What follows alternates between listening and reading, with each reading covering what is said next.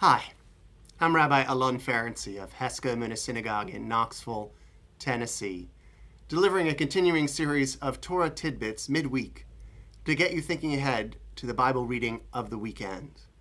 This week we read Parashat Mikets, the middle section of the Joseph saga.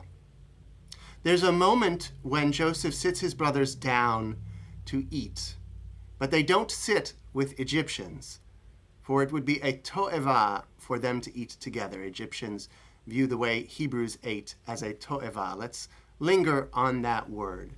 Now we know later in Torah that Egyptians are not treated with much animus.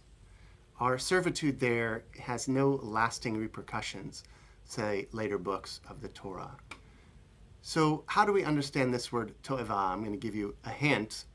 In Leviticus, when homosexuality, male homosexuality, is described, male sexual acts with other men, the same word to'evah is used.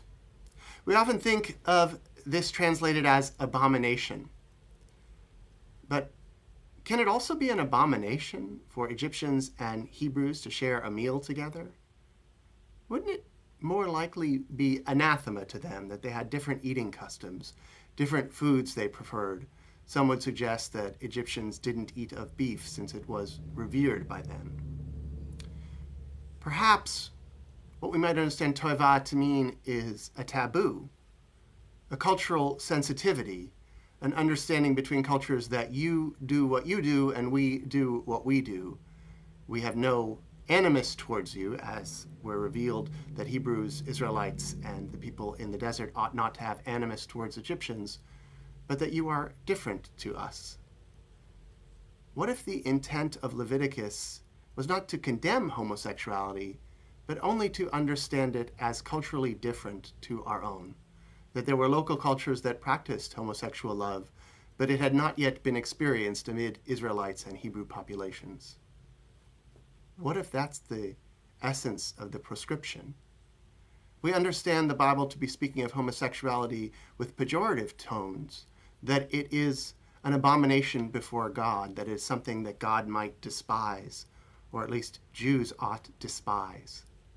But what if the real meaning of the word to'evah is not abomination, but taboo or anathema, something that we have not experienced nor do we yet allow, but something that is socially mediated rather than divinely ordained? What if we've been making mistakes for so many millennia, that homosexuality was just something proscribed for the period in which the society didn't understand love between two persons of the same sex or gender?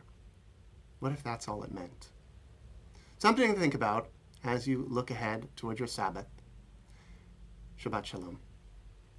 If you enjoyed this Torah Talk and others like it, please do like, share, and subscribe here on YouTube to Eclectic Cleric. God bless.